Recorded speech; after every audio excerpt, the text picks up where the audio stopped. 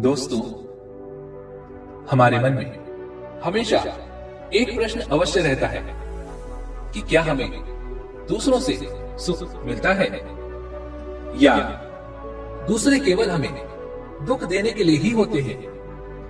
आजकल के इस जीवन में हमने अपने जीवन की बागडोर दूसरों के हाथों में सौंप दी है, इसलिए हम कभी भी कुछ भी खुद से नहीं कर पाते।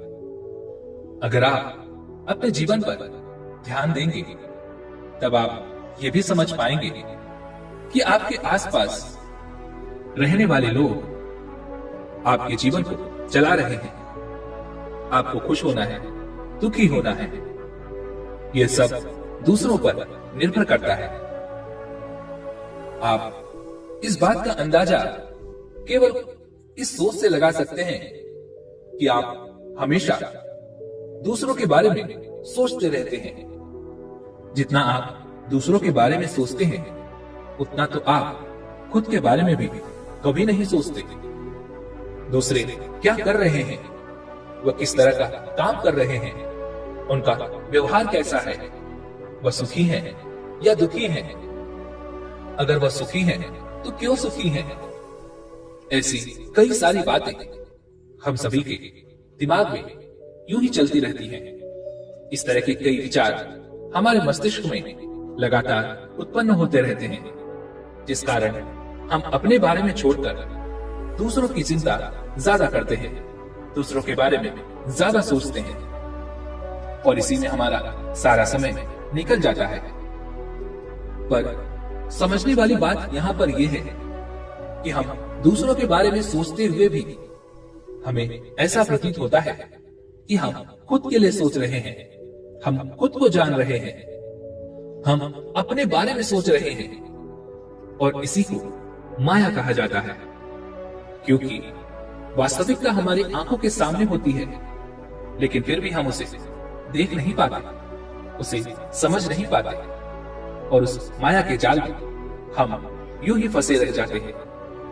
इसी प्रकार हम अपने पूरे जीवन भर अपने लिए कार्य करते हैं, अपने लिए जीते हैं, अपने लिए स्वार्थी हो जाते हैं। फिर भी जीवन के अंतिम समय पर हमें यह प्रतीत होता है कि हमने तो अपने लिए जीवन जिया ही नहीं, हमने तो अपने लिए कुछ किया ही नहीं। तो सबसे बड़ा सवाल अब यहाँ पर यह है कि आखिर ऐसा क्यों होता है। जब हमने अपना पूरा जीवन खुद के लिए जिया, खुद के बारे में सोचे, स्वार्थी तक बन गए, लेकिन उसके बाद भी हमारी सोच ऐसी क्यों हो जाती है।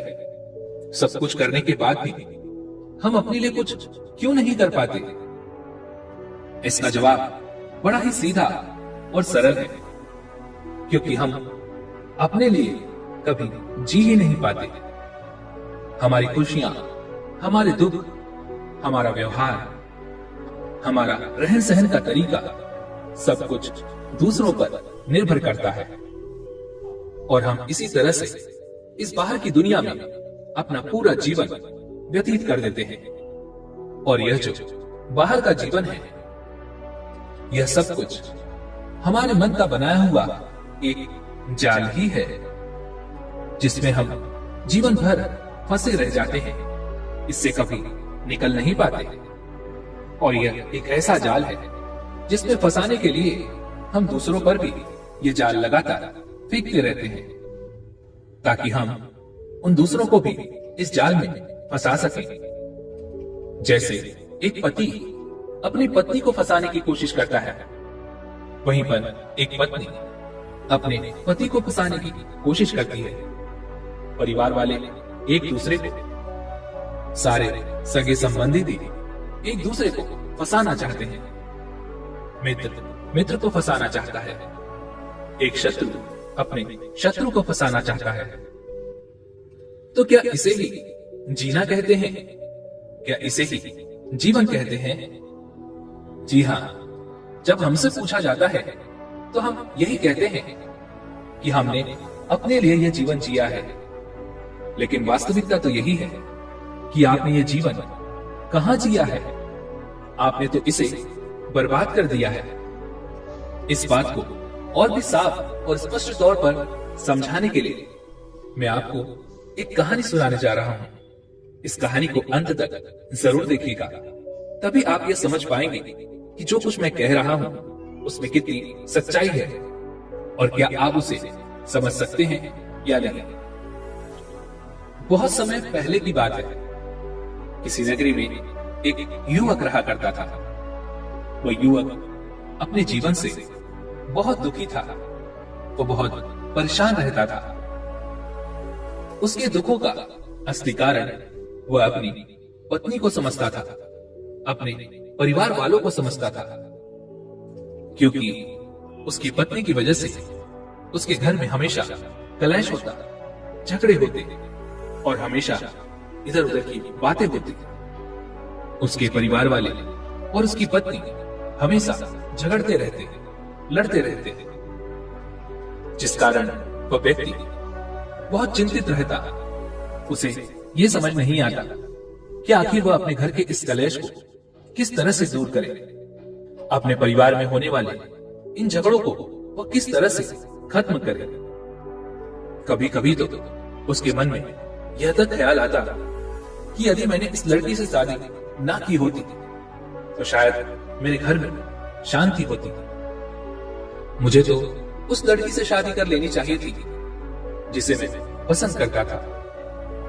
वो बहुत ही सुशील और समझदार थी। वो अवश्य ही मेरे घर को संभाल लेती। यदि वह मेरी पत्नी होती तो मेरे घर में इस तरह रोज रोज कलेश ना होता और मैं भी एक सुखी जीवन जी रहा होता। एक दिन वह व्यक्ति घर में झगड़ों के कारण अपनी पत्नी को डांट देता है, काफी खरी खोटी सुनाने लगता है। तभी उसके परिवार वाले बीच में आ जाते हैं और उसकी पत्नी को उससे बचाने का प्रयास करते हैं। लेकिन वह व्यक्ति अपने क्रोध में आकर अपनी पत्नी से बहुत कुछ कह देता है, जिसके कारण उसे बाद में अत्यधिक पछतावा होता है। उसे अपनी गलती का एहसास होता है, जिस कारण वह घर से निकलकर पास ही के एक मंदिर में जाकर बैठ जाता है और भगवान को कोसने लगता है। हे भगवान, आपने मेरे साथ ऐसा क्यों किया? क्या मुझे सुखी जीवन जीने का कोई अधिकार नहीं? मेरे जीवन का सारा सुख, चैन, सब कुछ लुट गया है। मेरे घर में आए दिन झगड़े होते रहते हैं, जिस कारण मुझे एक पल भी अपने घर में रहना बिल्कुल पसंद नहीं। आखिर मैंने क्या गलती की थी? आखिर मेरा दोष क्या था जिस कारण मुझे यह जीवन जीना पड़ रहा है? आप तो ज्ञानी हैं, आप तो भगवान हैं। अगर आप चाहते तो मेरा जीवन हमेशा खुशी और खुशहाली से बना रहता। आखिर आपने मेरे साथ ऐसा क्यों किया? आप तो पहले से ही जानते होंगे कि ऐसा कुछ होगा, तो फिर आपने उसे क्यों नहीं रोका? वह भगवान को दोष पे दोष दिए जा रहा था। तभी उसी मंदिर से होकर एक गुरुवर गुजर रहे थे। उन्होंने उस व्यक्ति को देखा, वह भगवान को दोष दे रहा था। तभी वह गुरुवर उस व्यक्ति से कहते हैं, बेटा, क्या बात है? तुम इतने दुखी क्यों हो और भगवान को इस तरह से दोष क्यों दे रहे हो? आखिर इनकी क्या गलती है? तभी वह व्यक्ति उन गुरुवर से कहता है, हे गुरुवर, मेरे जीवन में दुखों का कारण यही है। ये तो सब जानते थे, फिर भी उन्होंने मेरी शादी उस लड़की से करवा दी, जिसके कारण मेरे घर में रोज कलेश होता है, झगड़े होते हैं। मेरे परिवार वाले आपस में लड़ते रहते हैं। आखिर मेरे जीवन में इतना दुख क्यों है? तभी वह गुरुवर उस व्यक्ति से कहते हैं, बेटा, तुम्हें क्या लगता है? तुम्हें क्या लगता है तुम्हारे जीवन में दुखों का कारण कौन है? गुरु के इस सवाल का जवाब देते हुए वह व्यक्ति उन गुरुवर से कहता है, हे गुरुवर, मेरे जीवन का सबसे बड़ा दुख मेरी पत्नी है, जिससे मेरी शादी हुई है, जिसके कारण मेरे घर में हर रोज कलेश होता है, झगड़े होते हैं। यदि मैंने उससे शादी ना की होती, यदि मैंने उससे शादी की होती जिससे मैं प्रेम करता था, जिसे मैं पसंद करता था, तो मेरा जीवन सुखमय होता, मेरा जीवन खुशहाल बना रहता। वो बहुत ही समझदार थी, वह सब कुछ संभाल लेती। तभी वह गुरुवर उस व्यक्ति से कहते हैं, बेटा, जिसकी बात तुम कर रहे हो, जिसे तुम पसंद करते थे, क्या उसकी शादी हो चुकी है? तभी वो व्यक्ति गुरुवर के इस सवाल का जवाब देते हुए कहता है, हाँ गुरुवर, अब उसकी शादी हो चुकी है और उसके 2 छोटे बच्चे भी हैं। तभी वह गुरुवर उस व्यक्ति से कहते हैं, बेटा, तो तुम मेरा एक काम करो, तुम आज ही उसके घर पर जाओ और ये पता करो कि क्या शादी के बाद उसका पति सुखी है। उस व्यक्ति ने उन गुरुवर की बात मान ली। वह तुरंत ही उस लड़की के पास पहुंचा और उसके पति से भी मिला। उसने देखा कि उसके घर में भी यही हाल था, हर रोज झगड़े होते थे, कलह होता था, यहाँ तक कि उसके पति की हालत उससे भी बदतर होती जा रही थी। वह इतना देखकर तुरंत ही वापस आया और उसने उन गुरुवर से कहा, हे गुरुवर, उस लड़की के पति की हालत तो मुझसे भी बेकार है। उसने तो अपने घर में तांडव मचा रखा है, एक पल के लिए भी कोई शांति नहीं, हर पल केवल झगड़े, कलेश। ऐसे जीवन में भला कोई कैसे जीवित रह सकता है? कोई भला कैसे खुश रह सकता है? तभी वह गुरुवर उस व्यक्ति से कहते हैं, बेटा, तब तो ये अच्छा हुआ कि तुम्हारी शादी उससे नहीं हुई, बल्कि तुम्हारे लिए तो वही लड़की अच्छी है जिससे तुम्हारी शादी हुई है। तभी वह व्यक्ति उन गुरुवर से कहता है, नहीं नहीं गुरुदेव, मेरी जो पत्नी है वह भी कम नहीं है। उसके कारण घर में हमेशा तनाव बना रहता है, दुख का माहौल रहता है, कोई किसी से खुश नहीं। आप तो मुझे बस कोई ऐसा उपाय बता दीजिए जिससे मेरे जीवन सुखों से भर जाए, मेरे जीवन में और कोई दुख ना हो। तभी वह गुरुवर उस व्यक्ति से कहते हैं, बेटा, इस संसार में कोई ऐसा व्यक्ति नहीं जिसके जीवन में दुख ना हो, और बिना दुखों के जीवन भी क्या जीवन होता है? यदि तुम्हारे जीवन में दुख नहीं होंगे तो तुम्हें सुख का आभास कैसे होगा? उन गुरु की बात काटते हुए वह व्यक्ति कहता है, नहीं नहीं गुरुवर, आप मुझे कोई ऐसा उपाय जरूर बताइए जिससे मेरा जीवन सुखों से भर जाए। मुझे अपने जीवन में और कोई दुख नहीं चाहिए। तभी वह गुरुवर उस व्यक्ति से कहते हैं, ठीक है, मैं तुम्हें इसका उपाय अवश्य बताऊंगा, लेकिन उससे पहले तुम्हें मेरे लिए एक काम करना होगा। तभी वह व्यक्ति उन गुरुवर से कहता है, बताइए गुरुवर, मुझे क्या करना होगा? जो भी आप कहेंगे मैं वो करने के लिए तैयार हूं। तभी वह गुरुवर उस व्यक्ति से कहते हैं, बेटा, तुम जाओ और किसी ऐसे व्यक्ति को ढूंढ कर लाओ जिसके जीवन में कोई दुख ना हो, जो केवल हमेशा सुखी रहता हो, जिसका जीवन खुशहाल हो।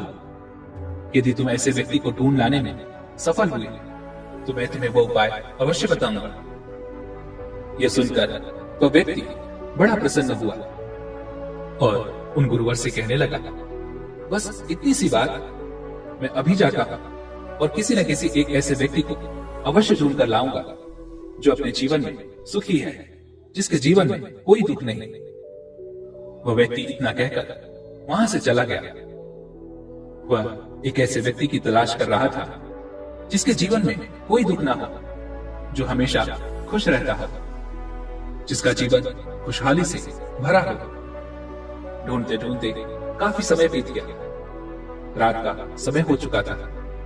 उसने हर छोटे से लेकर बड़े व्यक्ति की तलाश की, लेकिन उसे अब तक कोई भी ऐसा व्यक्ति नहीं मिला था जिसके जीवन में केवल सुख हो, जिसका जीवन खुशहाली से भरा हो। काफी देर तक तलाश करने के बाद वो काफी थक चुका था, जिस कारण उसने सोचा कि आज मैं घर वापस चलता हूँ, लेकिन कल फिर मैं इसी तलाश पर फिर निकलूंगा और कोई न कोई ऐसा व्यक्ति मुझे अवश्य मिल जाएगा जिसका जीवन सुखों से भरा होगा, जो अपने जीवन को खुशहाली से जी रहा होगा। इतना सोचकर जैसे ही वह घर की ओर बढ़ता है, तभी उसे एक व्यक्ति की आवाज सुनाई पड़ती है जो जोरों से हंस रहा था। वह व्यक्ति उस आवाज का पीछा करते हुए उस हंसने वाले व्यक्ति के पास पहुंचा।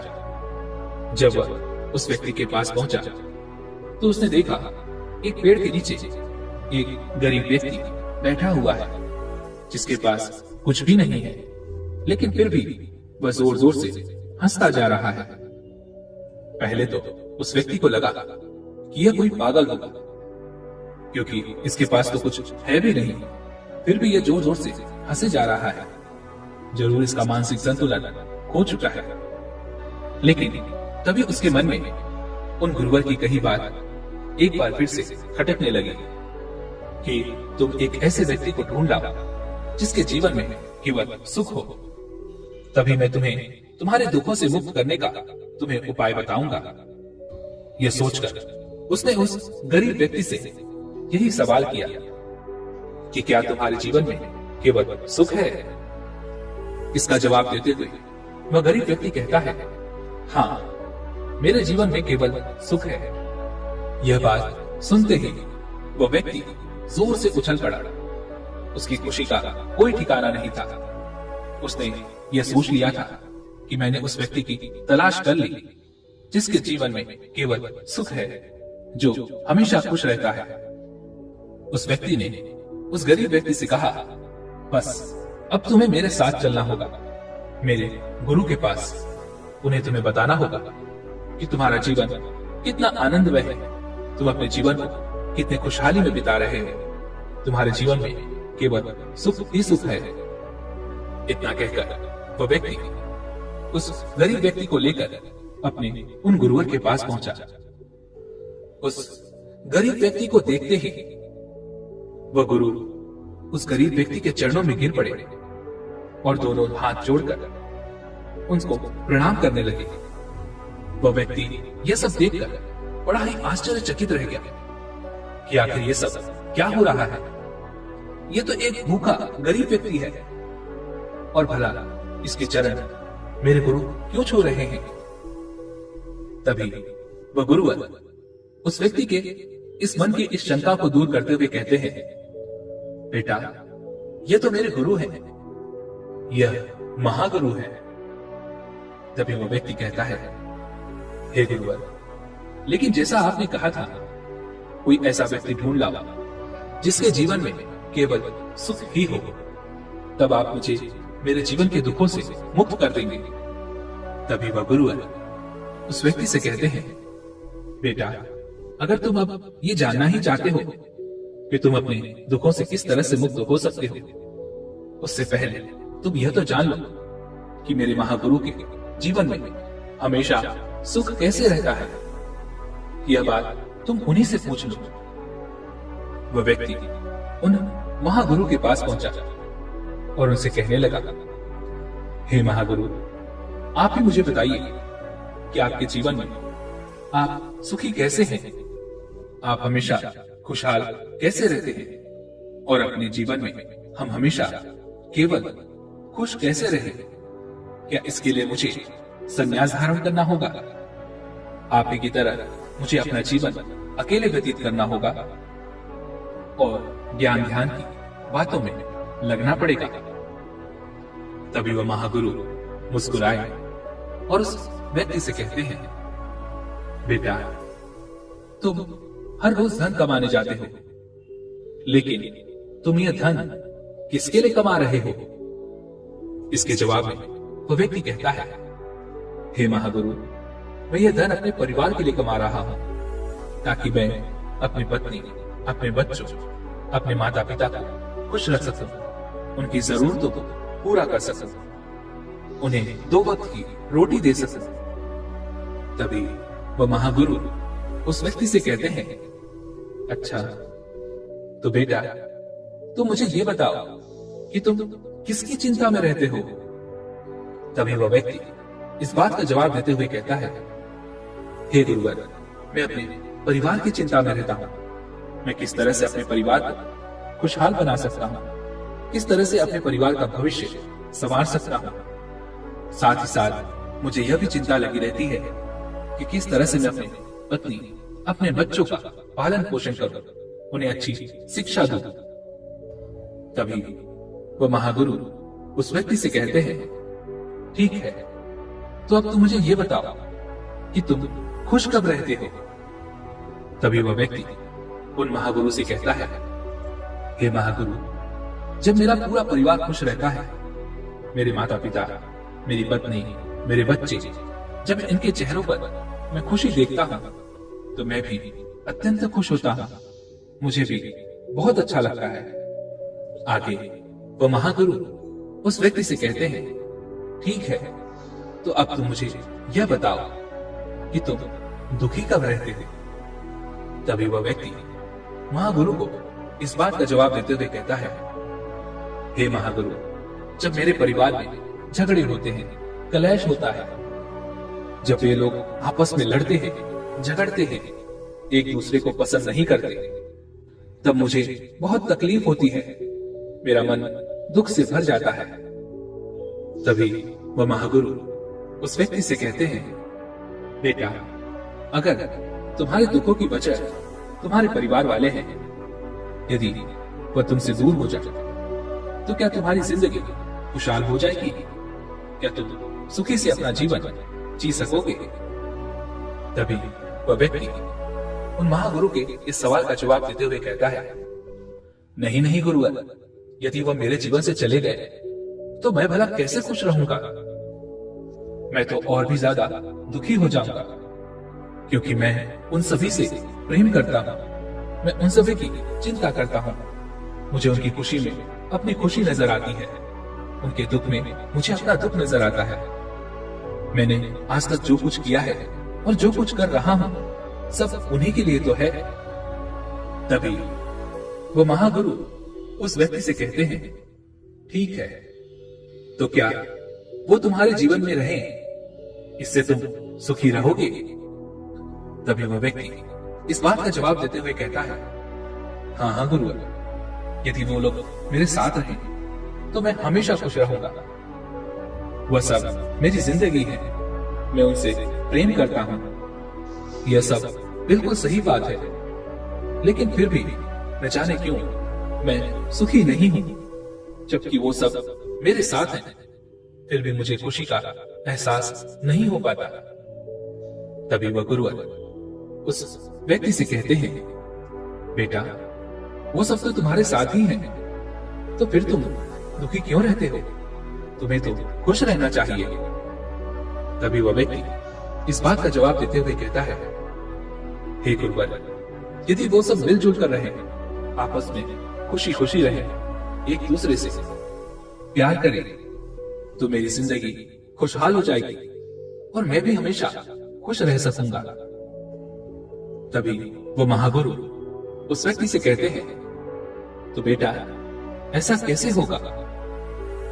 इस सवाल के जवाब में वह व्यक्ति उन महागुरु से कहता है, हे महागुरु, ऐसा तब हो पाएगा जब वे सभी मेरी बात मानेंगे, मेरी बात सुनेंगे, समझेंगे। यह बात सुनकर वो महागुरु जोर से हंस पड़े और उस व्यक्ति से कहते हैं, जरा देखो तो अपने आप को, तुम धन भी दूसरों के लिए कमा रहे हो, तुम्हें चिंता भी दूसरों की है। दूसरे सुखी हो तब तुम सुखी हो, दूसरे दुखी हैं तब तुम दुखी हो। तुम्हारा सुख, दुख, क्रोध, प्रेम, नाराजगी, सब कुछ तो दूसरों पर ही निर्भर करता है। जिन्हें तुम चाहते हो, जिन्हें तुम प्रेम करते हो, जो तुम्हारे पास रहे तब भी तुम दुखी हो, जो तुमसे दूर चले जाएं, तब भी तुम दुखी हो। और तो और तुम यह तक चाहते हो कि वे सब तुम्हारी बात माने। लेकिन बेटा, जिस तरह से तुम यह सोच रहे हो कि वह तुम्हारी बात माने, वह भी तो यही चाहते हैं कि तुम उनकी बात मानो। और जब हर कोई यही चाहता है कि एक दूसरे उसकी बात मानने लगे, तो जीवन में भला सुख कहाँ रह जाता है। तुम्हारा सारा जीवन केवल दूसरों पर निर्भर है। तुम अपने जीवन को किस तरह से जियोगे, तुम्हारे जीवन में किस तरह का भाव उत्पन्न होगा, ये सब भी दूसरे ही तय कर रहे हैं। वह चाहे तो तुम्हें खुश कर सकते हैं और चाहे तो तुम्हें दुखी कर सकते हैं। लेकिन यह तो तुमने दूसरों के लिए जीवन जिया, अपने लिए तुमने क्या किया। उन महागुरु की यह बात सुनकर वह व्यक्ति सोच में पड़ गया। काफी देर सोच विचार करने के बाद जब उसे कुछ समझ नहीं आया, तो वह उन महागुरु के चरणों में गिर पड़ा और उनसे कहने लगा, हे महागुरु, आप ही मुझे कोई राह बताइए, मुझे तो कुछ भी समझ ही नहीं आ रहा। आप सही कहते हैं, मेरा पूरा जीवन दूसरों पर निर्भर हो गया है।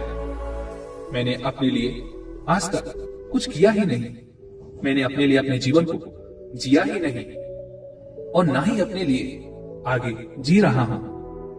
अभी तक तो मेरे मन में बस एक ही विचार था कि मैं जो कुछ कर रहा हूं, जो कुछ मैं आगे करने वाला हूं, वह सब मेरे लिए है। पर ऐसा बिल्कुल नहीं है। मैं तो सब दूसरों के लिए ही करता जा रहा हूं। पर हे महागुरु, वह भी तो मेरा परिवार है, वह तो मेरा संसार है। तो क्या मुझे अपने परिवार को छोड़ देना चाहिए? क्या मुझे अपने उस संसार को छोड़ देना चाहिए? क्या मैं भी आपकी तरह सन्यासी बन जाऊं, तभी मैं अपने जीवन को जी सकूंगा? क्या आप मुझसे यही चाहते हैं? उस व्यक्ति की यह बात सुनकर वह महागुरु एक बार फिर से जोर से हंस पड़े और कहने लगे, नहीं बेटा, मैं तुमसे यह बिल्कुल नहीं चाहता। मैं तो बस तुमसे इतना चाहता हूं कि तुम मेरी बात को अच्छी तरह से समझो। तुम्हारे दुखों का कारण यह है कि तुम्हारे दुख, सुख, तुम्हारी सारी भावनाएं कोई और नियंत्रित कर रहा है। तुम्हारी सारी भावनाएं दूसरों पर निर्भर करती हैं। हम हमेशा बाहर की ओर जीते रहते हैं और उसी में हमेशा के लिए खो जाते हैं, और इसी तरह से हम अपना पूरा जीवन व्यतीत कर देते हैं। मैं तो बस तुमसे इतना कहना चाहता हूं कि तुम धन अवश्य कमाओ, चिंता भी अवश्य करो, पर अपनी तुम इस चिंता में मत लगे रहो कि लोग तुम्हारी बात मानते ही नहीं, लोग तुम्हारी बात समझते ही नहीं। लेकिन उससे ज्यादा जरूरी यह है कि तुम अपनी बात मानो, तुम अपने आप पर ध्यान दो, अपने आप को पहचानो, अपने आप को ऐसा बनाओ कि कोई भी दूसरा तुम्हारे सुख और तुम्हारे दुख अर्थात तुम्हारी भावनाओं को प्रभावित ना कर सके। तुम ही एक बार के लिए यह सोचकर देखो कि तुम्हारे जीवन का क्या लाभ जब तुम्हारी भावनाएं तुम्हारे वश में है ही नहीं, जब तुम्हारा जीवन कोई और नियंत्रित कर रहा है। तुमने तो यह सुना ही होगा कि लोग खाली हाथ आते हैं और खाली हाथ ही चले जाते हैं। ऐसे सभी लोग खाली हाथ ही चले जाते हैं जो अपने लिए कुछ नहीं कर पाते, जो अपने लिए कभी जी तक नहीं पाते। लेकिन जो अपने लिए जीते हैं वह कभी भी खाली हाथ नहीं जाते। उनके कर्म हमेशा उसके साथ जाते हैं। इस संसार में रहना कोई बुरी बात नहीं, अपने परिवार से प्रेम करना कोई बुरी बात नहीं। लेकिन यदि तुम इस संसार में रह रहे हो तो अपने लिए रहो, अपने परिवार के साथ रह रहे हो तो अपने लिए रहो, उनके सुख दुख का ध्यान रखो। लेकिन निस्वार्थ भाव से कभी यह मत सोचो कि जो कुछ तुम उनके लिए कर रहे हो वह भी तुम्हारे साथ वैसा ही करेंगे। वह तुम्हारी बात मानेंगे, समझेंगे, तुम्हारे इशारों पर चलेंगे। उस व्यक्ति को उन महागुरु की ये सारी बातें समझ में आ गई। वह यह समझ चुका था कि वह इस जीवन में जी तो रहा है, लेकिन वह अपने जीवन को नहीं जी रहा, उसे तो वह केवल ढो रहा है। दोस्तों, हमारा जीवन भी कुछ इसी प्रकार चलता है। हम ऐसे ही अपना जीवन व्यतीत कर रहे हैं। हम सब दुखी हैं और दुखों का कारण ही हम हैं। हम दूसरों में अपना सुख ढूंढते हैं, जबकि वास्तविक सुख तो आपके भीतर ही है। बाहर तो केवल परिस्थितियां हैं, और यही परिस्थितियां हमें सुख और दुख का अनुभव कराती हैं। जैसे कि कोई भी बुरी से बुरी परिस्थितियां आपके सामने हो, तब भी आप सुखी रह सकते हैं, और कोई अच्छी से अच्छी परिस्थितियां भी आपके सामने क्यों ना आ जाए, आप चाहें तो आप दुखी भी रह सकते हैं। यह तो आप पर निर्भर करता है। आप अपने जीवन की बागडोर को अपने हाथ में लेना चाहते हैं, या फिर दूसरों के हाथों में देकर जीवन भर दुखी रहना चाहते हैं। आप अपने इस जीवन को निस्वार्थ भाव से जी सकते हैं। अपने संसार में रहकर, अपने परिवार के साथ रहकर निस्वार्थ भाव से अपना जीवन व्यतीत करो। तुम अवश्य हमेशा सुखी रहोगे। दोस्तों, उम्मीद है कि आपने आज की इस वीडियो से जरूर कुछ न कुछ सीखा होगा।